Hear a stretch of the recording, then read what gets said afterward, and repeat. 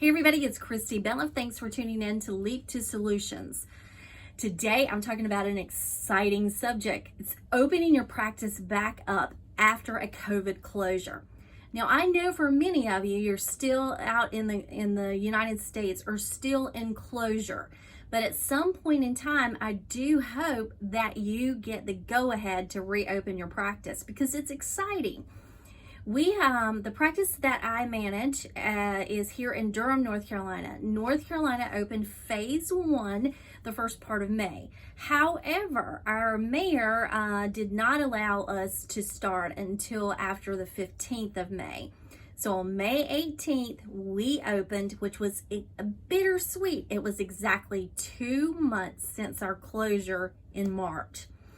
So how do you get started? I know for a lot of you, you probably are very overwhelmed having come through the closure, furloughing your staff, trying to get finances to keep the business running, and now here you are going to be soon faced with reopening and maybe not really sure of how to begin. A good plan of action is what you need. The first thing that we did once we knew a definitive date was start preparing the office. The one thing dentistry has taught us is that the patients will still return to your practice, but they are going to be more critical of the systems that you have in place for their safety and for the safety of your team. So the things that we did was placing plexiglass barriers at our front office to protect our admin team and also our patients.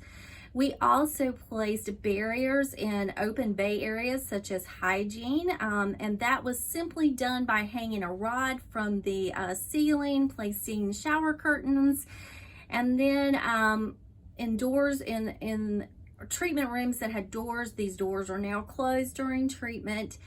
The other things that we added were medical grade air purifiers in every single treatment room to include the admin areas.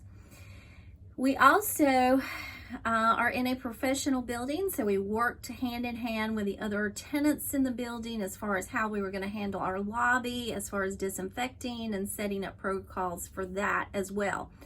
So we are a very busy practice. We have a lot of patients coming into our office.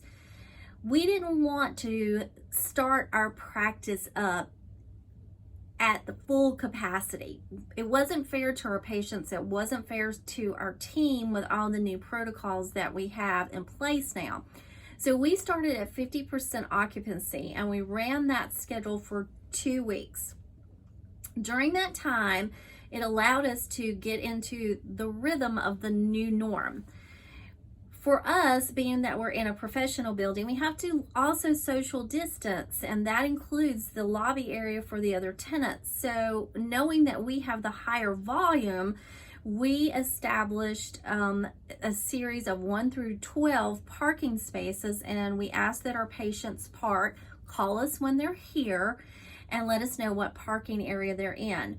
If they require to have forms filled out because maybe they did not fill it out online, we simply go out to their car, provide them with the information. Of course, we are in our masks and gloves and fully protected.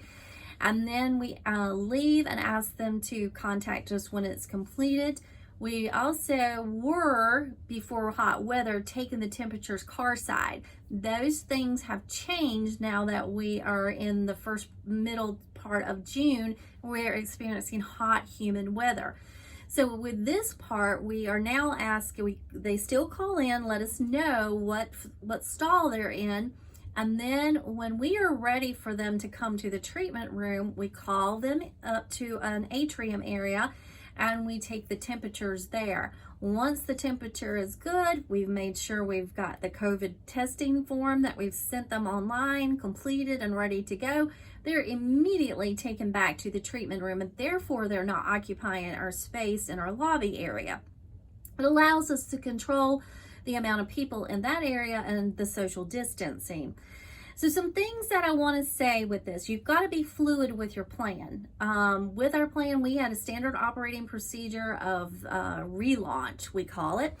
and we knew all the systems that were in place. As far as when we opened for 50% capacity, we only had one hygienist, and they were buddied with another person, and that allowed us to get familiar with the new sterilization and disinfecting, all the new protocols, because we had a buddy system and they were assisting with the triage and all the things that go with this, because it's a lot of new layers that we've added as we're coming back into the new environment.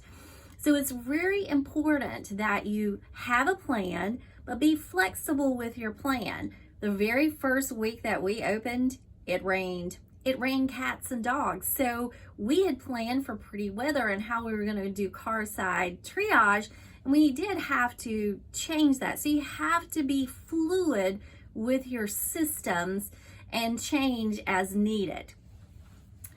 Here's what I know. We trained very hard beforehand. We drafted our plan and we worked at the leadership team prior to bringing the team into it. Now, our team was furloughed before we could actually do the run through with them. So we did a Zoom meeting, and were provided with our standard operating procedures before that time. And then we were able to meet on a Zoom meeting and discuss how we foresee the new future. Prior to us opening, once we had the definitive date, we had them come in a week in advance, and they were going through schedules and helping us prioritize the patients that could come now and the ones, because of being immune compromised or things that they knew about them, that they needed to wait until phase 2 or phase 3. So it really becomes a team effort when you're getting ready to launch. It starts with the leadership team. They're drafting the plan, working the plan, setting up the office, and then the team comes in and helps us troubleshoot, because they can give us some input that maybe we hadn't thought about. So now we are in phase 2, which I'll talk about in another video, but let me tell you, a well-orchestrated plan, a well-written plan, and a well-trained with your staff is a great execution, because they know it like the back of their hand.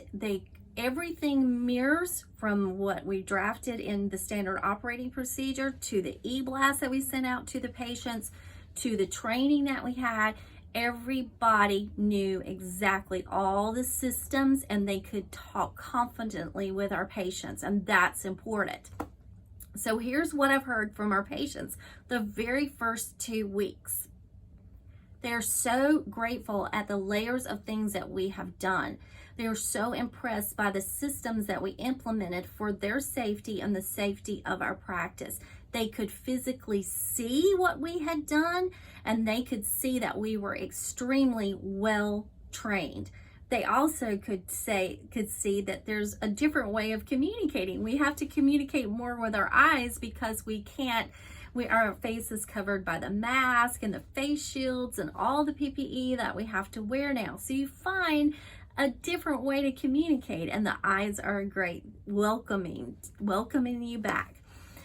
So don't be afraid of the new beginning. It's quite exciting. The only thing I can tell you, and this is from experience, have a good plan in place, work your plan. Your leadership team, that means your doctors, your managers, or supervisors, are working the plan. You're setting your office up prior to, and then you're bringing the team in, letting them have time to read over the standard operating procedures for relaunch, so they can start visualizing how it's going to be on that first day.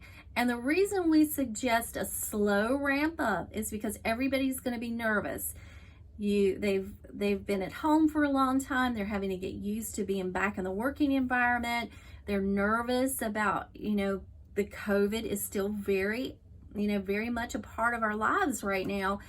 And they're worried about how they're going to be able to do their job and function under the new norm. So you don't want to rush into this. I do believe that a slow, steady pace and ramping up is better, and that proved successful for us. If you have any questions, please contact me at LEAP2Solutions@gmail.com, or send me a comment here at YouTube and I will get back with you and address any concerns. I'm going to talk about PPE in another video as to giving you some ideas and some alternate things to consider with regards to that. But I hope this helps. I'm excited. Like, this video is being done around June 11th, so we're several weeks into working, and it's been phenomenal. We're so excited to be back. Our team, our full team, rejoined us. So best of luck to all of you that are just starting out, and if any of you are getting ready to, and you're quite overwhelmed, I'm happy to help in any way. Thank you.